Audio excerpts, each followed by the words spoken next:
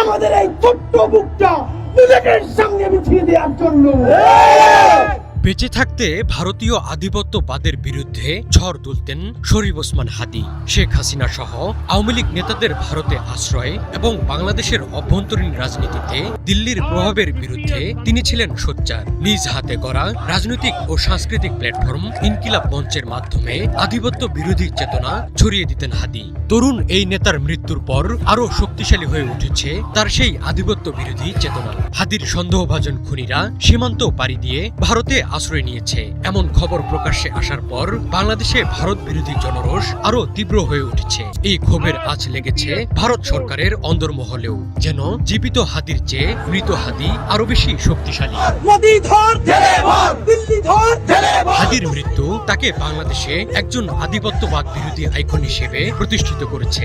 হাদীর সন্দেহভাজন খুনিরা ভারতে আশ্রয় নিয়েছে এমন তথ্য প্রকাশ্যে আসার পর অনেকের মধ্যেই এ ধারণা পোক্ত হয়েছে যে যারা বাংলাদেশের সার্বভৌমত্বের পক্ষে কথা বলেন প্রতিবেশী দেশটি তাদের জন্য হুমকি। তাদের অভিযোগ অনেক ব্যক্তি এবং গোষ্ঠীকে বাংলাদেশ বিরোধী কর্মকাণ্ডের সুযোগ করে দিচ্ছে ভারত। ফলে সামাজিক মাধ্যম থেকে রাজপথ ছড়িয়ে পড়েছে ভারত বিরোধী ক্ষোভ। আবার এই ক্ষোভের সুযোগ নিয়েছে উগ্রপন্থীরাও। গণমাধ্যম ও সাংস্কৃতিক প্রতিষ্ঠানকে ভারতপন্থী আখ্যা দিয়ে চালানো হয় হামলা। হামলার চেষ্টা হয় চট্টগ্রামে ভারতীয় সহকারী হাইকমিশনারের বাসভবনেও।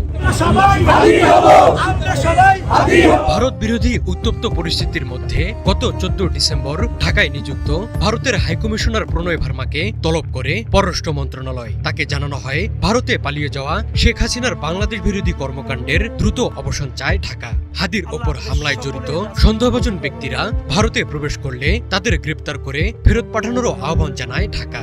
এর দুদিন পর দিল্লিতে বাংলাদেশের হাইকমিশনারকে তলব করে ঢাকার নিরাপত্তা নিয়ে উদ্বেগ প্রকাশ করে দিল্লি।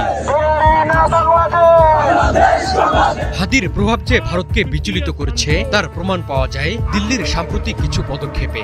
বাংলাদেশের চলমান পরিস্থিতি গভীরভাবে পর্যবেক্ষণ করছে নয়াদিল্লি।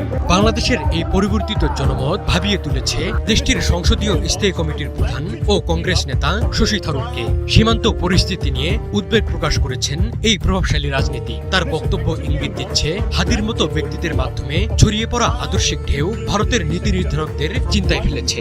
হাদীর মৃত্যুর পর ভারত বিরোধী ক্ষোভের জেরে মিজোরামে বাংলাদেশ সীমান্তে নতুন সেনাঘাঁটি তৈরি করছে নয়াদিল্লি। বাংলাদেশের ক্রমবর্ধমান ভারত বিরোধী মনোভাবকে নিজেদের নিরাপত্তার জন্য হুমকি হিসেবে দেখছে ভারত।